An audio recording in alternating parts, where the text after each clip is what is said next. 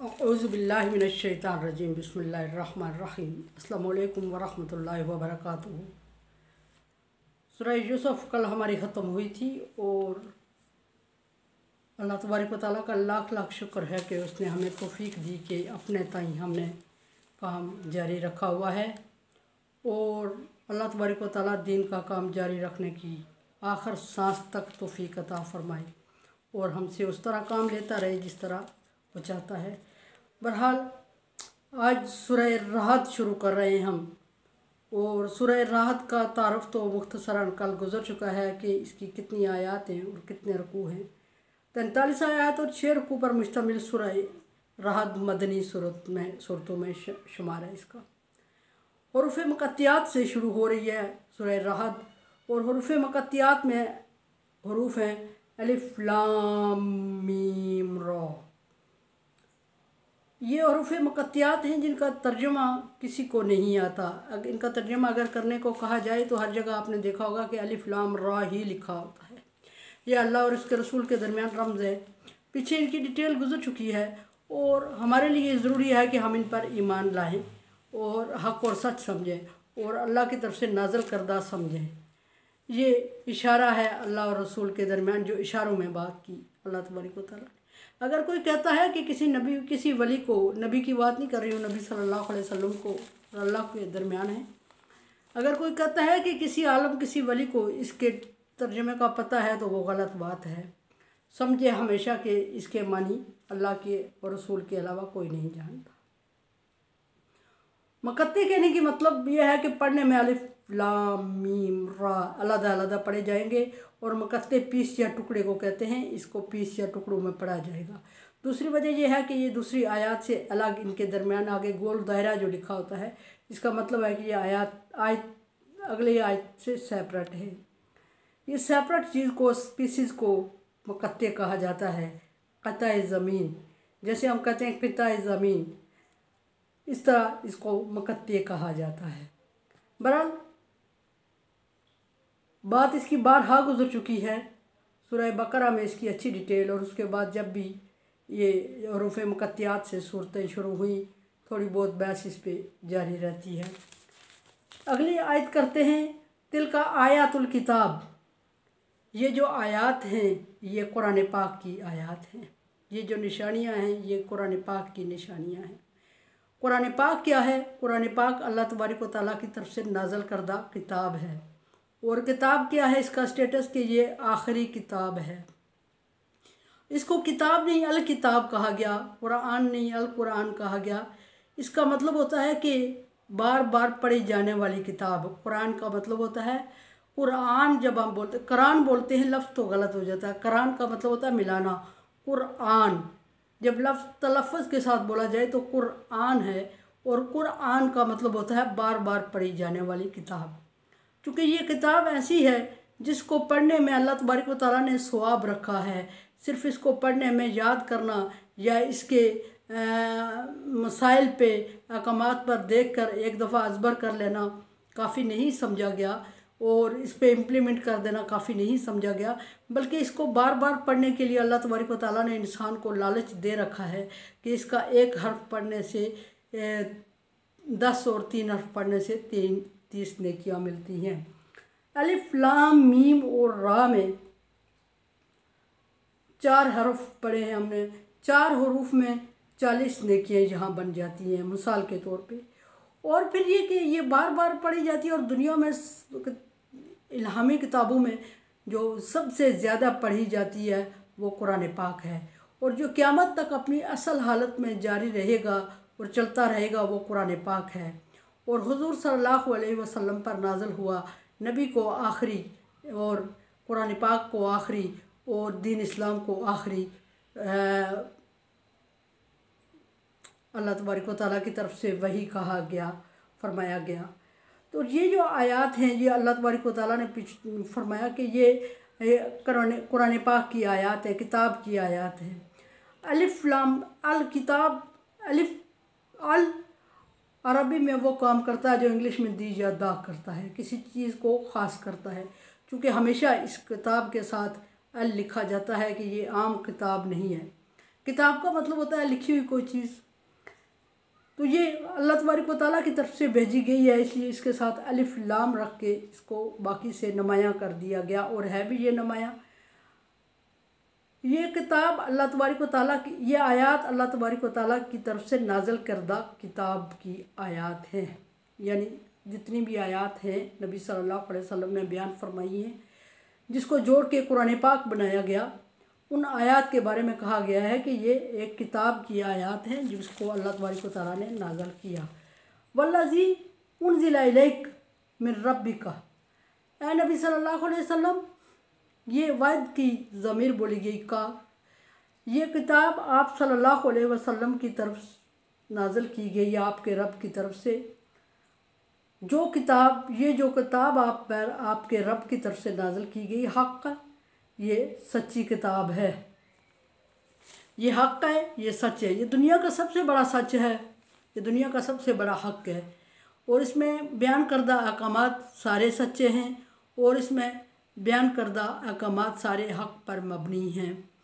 और किसी और किताब के बारे में अल्लाह तबारक व तआला ने ये नहीं फरमाया, और इसीलिए और किसी और किताब के बारे में ज़िम्मेदारी अल्लाह तबारक व तआला ने नहीं उठाई, लेकिन इसकी ज़िम्मेदारी उठाते हुए अल्लाह तबारक व तआला ने फरमाया नज़्ज़लना ज़िक्र व नहनु लहु हाफ़िज़ून, हमने कुरान पाक को उतारा और हम इसकी हिफाजत करेंगे, और क़यामत तक ये जारी रहेगा, इसके बाद कोई नबी नहीं आएगा, इसलिए अल्लाह तबारक व तआला ने इसकी हिफाजत का ज़िम्मा खुद ले लिया हुआ है।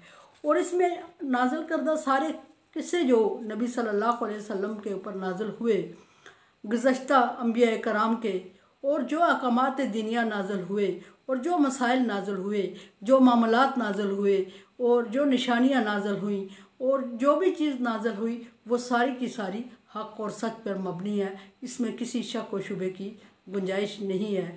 यानी किसी का अपनी ये कहने की अल्लाह तबारक व तआला को क्यों ज़रूरत पेश आई, इसलिए कि बाद अरब चूँकि ज़बानदान थे, और उन्होंने नबी सल्लल्लाहु अलैहि वसल्लम को भी यही नबी के बारे में सोचा कि आप सल्लल्लाहु अलैहि वसल्लम ने की अपनी शायरी है।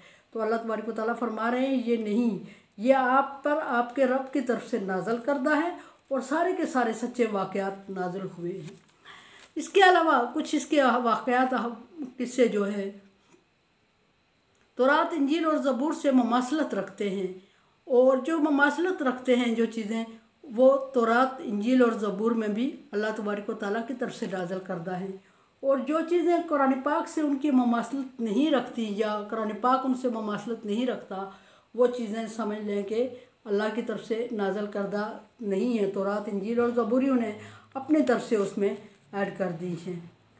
और फिर अल्लाह तबारक व तआला नबी सल्लल्लाहु अलैहि वसल्लम को इसके आगे होने वाले असरात और रिएक्शन दिखा रहे हैं, कि फरमा रहे हैं कि ये अल्लाह की तरफ से नाज़िल करदा है, ये आयात उस किताब की हैं जो अल्लाह की तरफ से नाज़िल करदा है, लेकिन आप ये मत समझिएगा वो किताब